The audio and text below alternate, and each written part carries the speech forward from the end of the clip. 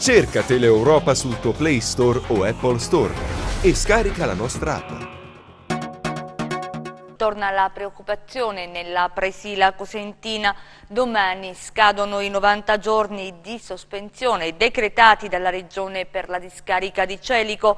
L'impianto potrebbe riaprire, cittadini pronti alla protesta. Sentiamo.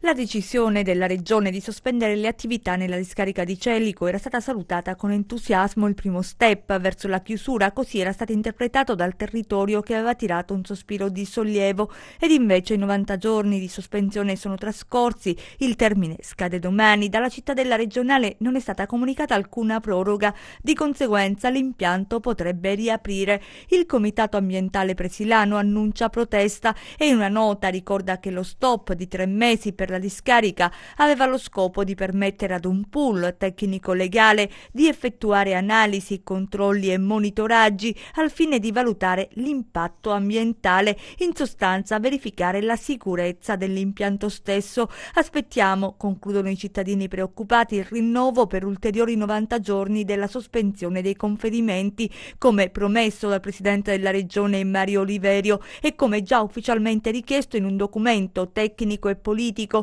inoltrato al governatore stesso. Qualora quanto promesso non dovesse avvenire così come accaduto, conclude la nota, ci determineremo di conseguenza.